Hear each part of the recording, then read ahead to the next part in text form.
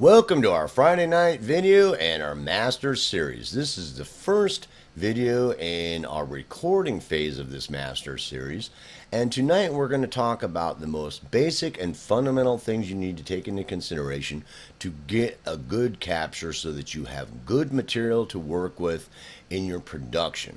This cannot be understated. It's one of the most important phases of your production, because if you've got a really good clean capture to work with, you can do magic in the studio later with your processing, your mixing, and things like that. So it's hugely important. Now, if you watched all the videos up to this point, you should be pretty much ready to go ahead and push the record button. So, okay, you push the record button. What do you need to worry about? So let's deal with this. This first video, we're going to go through this most important aspects and basic concerns. And the next couple videos, after this, we're going to go through workflow. We're going to go through a checklist, a workflow checklist, and and a process so that you have something to work on, so that later on, as you get better, you have a notebook and a checklist and a workflow that you can, improve upon and edit and add things to, subtract things to. As you become a better audio engineer, it will almost assuredly change as you get better. So basically, when we're all ready to record, so the most important things we need to worry about, first of all, is that you have a good and functional process and workflow laid out with a good checklist. Something like this, from turning on your computer all the way through to the end, to when you're done and you've checked the capture and it's all done and you're done with the recording phase and the session for that instrument or whatever, a checklist and a workflow laid out in a process so that you can go through things and do a good job every time, and you can refine it as you get better, because you're going to want to make notes about things so that you can keep getting better and and improving on things that you've done. So it's hugely important. The next thing is that your instrument and voice is as good as working order as possible, or instrument and musician, a performer.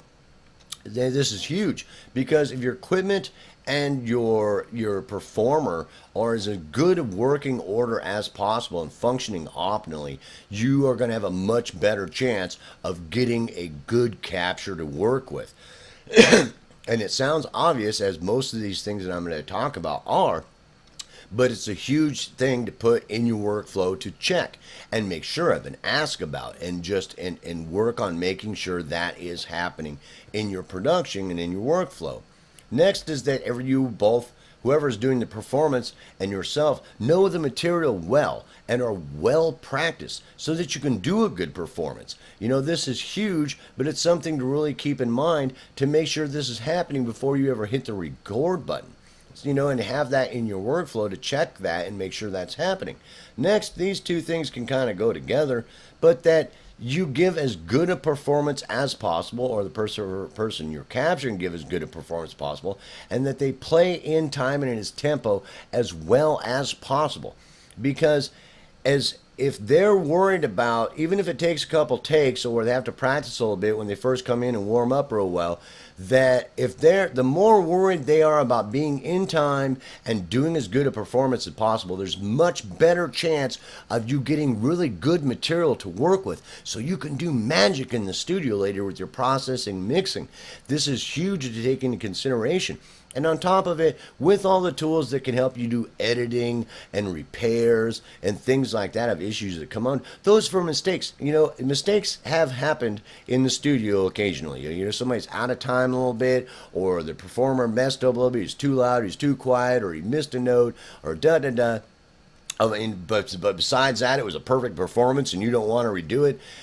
That can happen. But as little of that as possible is the target. That way that you have much less frustrations. There's less chance of you screwing things up or making things worse than they were, and being able to do a good job so that you don't cause yourself more issues later on in the process because of something you tried to repair that you couldn't do a good job of, or you just couldn't ever get it fixed the way you wanted it to sound or the way it should have sounded.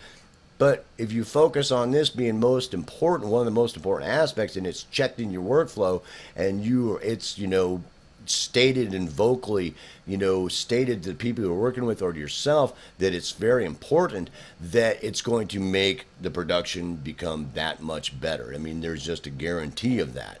And then after that is that you get as good a performance, as good a capture of the performance as possible. And again, that sounds obvious, but there's a couple things you need to take into consideration when you're trying to get as good a capture as possible. But it's the whole point of recording something. I know that when I was first practicing, I'd get like stems from mixing contests or sites online, and I always had problems getting good material to work with. It was noisy, it was dirty, clipping, distortion, they didn't record it well, and so I didn't really have anything really good to work with to do a really good job of all these wonderful things people were trying to tell me about that I could do with these good captures, because I had not good captures to work with, which meant I never couldn't hardly come up with something that was I could do magic on. It was like having a turd that you just keep polishing and just, does that make sense? And I know they weren't all like that, but I'm saying that can be a problem. So it's one of the huge aspects of becoming up with a good capture. So your most important aspects of that, capturing the full spectrum range of the sound you're trying to capture. If you look at like a sawtooth wave, it's got a fundamental and it's got trailing harmonics. Well, if you've got it recorded down to this level, so you're capturing all those harmonics, if you only record down to here or so, you're going to lose a whole bunch of that harmonic content, which you may want to EQ out later, but you may not. So, running as hot as possible is important, so you capture as much as the harmonic content of the sound you're trying to capture as possible. It's huge. And the flip side of that is that you basically want to make sure while you're doing that is you get no clipping, no distortion, and no saturation. Even a little bit too much salt in soup can make the soup taste bad. It's the same with noise, saturation, and distortions. So clipping and that kind of stuff, saturations and distortions, can cause problems with your capture. To avoid it at any cost, to get as clean a capture as possible and to have as much of the full spectrum as possible in the capture. And the other thing is background noise. If you put a seashell up to your ear, there's noise there. If you put on a microphone and you get 6 inches away from it and crank it up to where it sounds good when you're like this and listen to it, you'll probably hear noise and anything going on. Your air conditioner, your fish tank, the neighbor yakking, your, whatever's going on, to limit background noise as much as possible is huge concept to get in your head so that you can get a good capture. So you're looking at a good capture. It's got good dynamics all the way through here, where you want it to be loud, where you want it to be soft, and up in here where he's loud, it's right up to 0. There's no compression happening here. You don't really see compression or limiting or anything like that. Some of it looks pretty flat across here, but there really isn't a whole lot of limiting or compressing going around here. The only thing I wanted to have to make sure these run as hot as possible so I capture as much of the harmonic content of the sound and get no clipping, no saturations, no distortion, and no noise from it riding too hot. And I've listened to this and it sounds just nice and crystal clear all the way through the performance.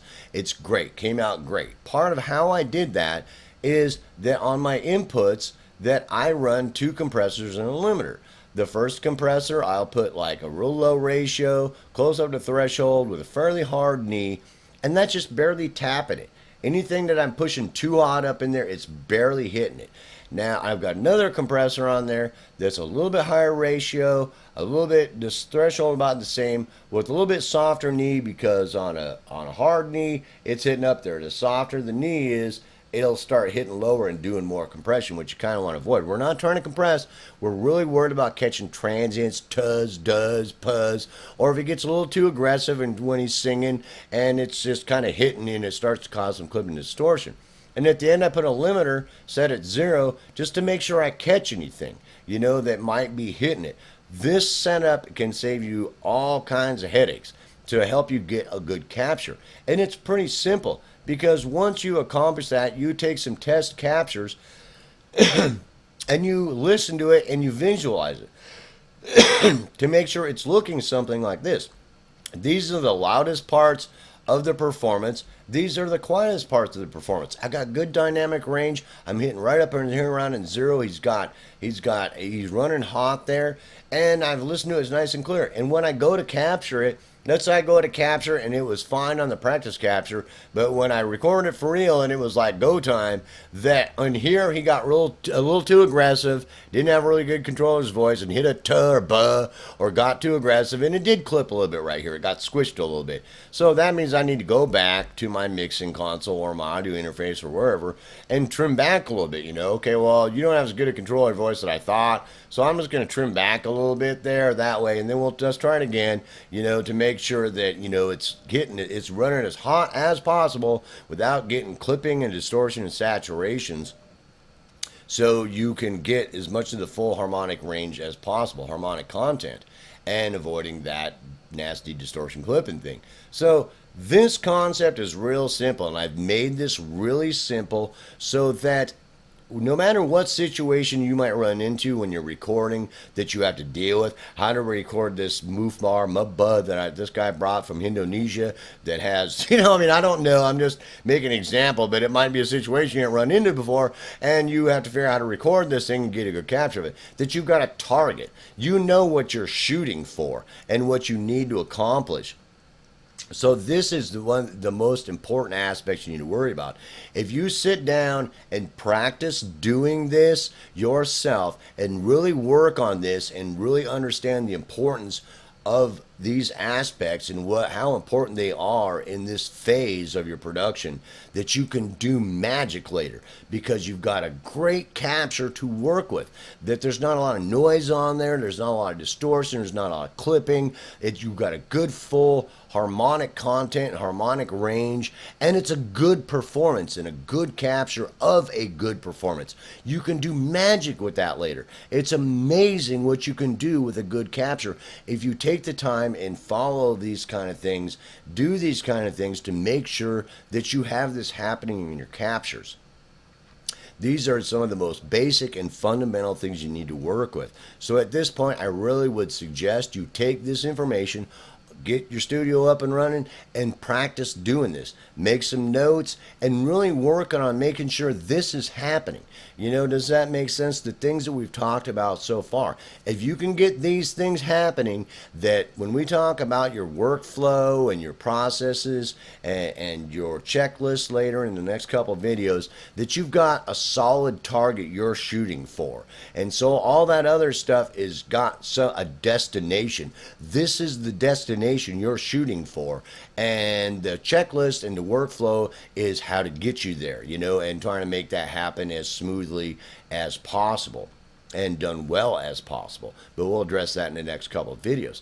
So really sit down and practice getting this done for your captures so you can do magic in the studio later on. Peace, hope, love.